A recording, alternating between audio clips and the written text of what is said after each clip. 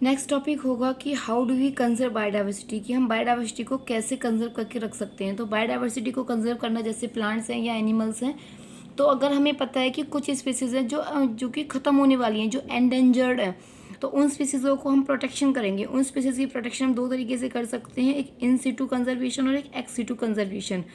इन Situ conservation में हम उनको उनके अकॉर्डिंग नेचुरल हैबिटेट प्रोवाइड करते हैं।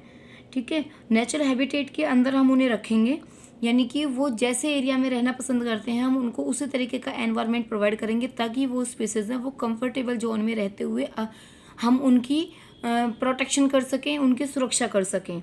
तो इसी में ही जो इन सिटू कंजर्वेशन है, इसी में एक आता है कि they identify for maximum protection certain biodiversity, यानी कुछ ऐसे एरियाज हैं, हॉट स्पॉट एरियाज होते हैं जहाँ पे high level of species richness होती है, यानी जहाँ पे ज़्यादातर स्पीसीज होती हैं, और उन्हीं को हम एंडेमिज्म बोलेंगे। एंडेमिज्म का मतलब होता है species confined to that region and not found everywhere, यानी कि स्पीसीज जो कि उसी रीजन में है जो सब जगह नहीं पाई जाती हैं। कुछ स्पीसीज ऐसी होंगी जो सब जगह नहीं पाई जाती हैं, तो उस तरीके की स्पीसीज है वो एंडेमिज्म के अंदर प्रोटेक्ट करके रखी जाती हैं। हॉट स्पॉट एरिया वो एरिया होते हैं जहाँ पे उनको प्रोटेक्ट करके रखा जाता है।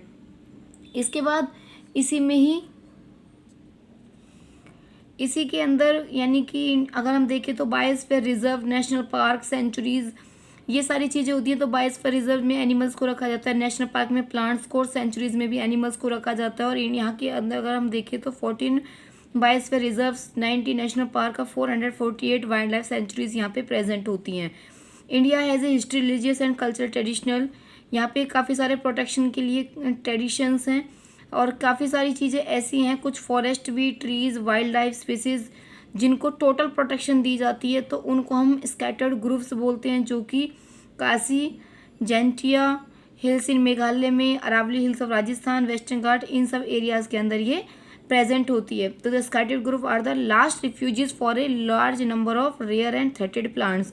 तो यहाँ पे स्कैटर्ड ग्रुप्स के अंदर हम किसको रखते हैं, यहाँ पे हम उनको जो बहुत कम और बिल्कुल ख़त्म होने वाले प्लांट्स होते हैं उनको रखा जाता है। इसके बाद एक्स सिटू कंजर्वेशन में उनको नेचुरल हैबिटेट नहीं होती, जस्ट उनको प्रोटेक्शन, जैसे कि एक तरीके से हम ये कह सकते हैं कि सिंपली जूस वगैरह होते हैं ना, उस तरीके से होगा, जहाँ पे उनको नेचुरल हैबिटेट प्रोवाइड नहीं की जाती, सिर्फ कैद करके एक तरीके से सिर्फ प्रोटेक्ट करके रखा जाता है, लेकिन out from there natural habitat, लेकिन उनको उनके अकॉर्डिंग नेचुरल हैबिटेट प्रोवाइड नहीं की जाती है।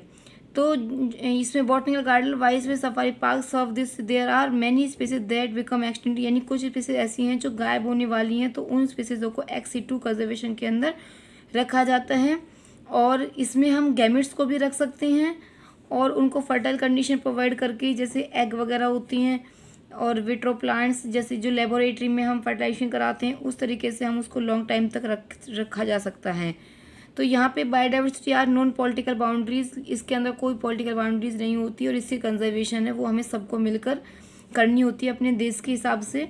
और हिस्टोरिक कन्वेंशन अगर हम बायोडाइवर्सिटी की देखें तो Rio de Janeiro in 1992 called upon all nation to take appropriate measure for conservation of biodiversity and sustainable utilisation for its benefit, यानी कि जो भी है इसके अकॉर्डिंग हमें लॉन्ग टाइम तक अपनी बायोडाइवर्सिटी को प्रोटेक्ट करके रखना चाहिए, ताकि उसके बेनिफिट हैं उन्हें लिया जा सके। तो ये आपको समझ में आ गया होगा। इसके अंदर कोई ऐसी खास सिंपल सी बात है, कोई इतनी मुश्किल वाली चीज़ नहीं है।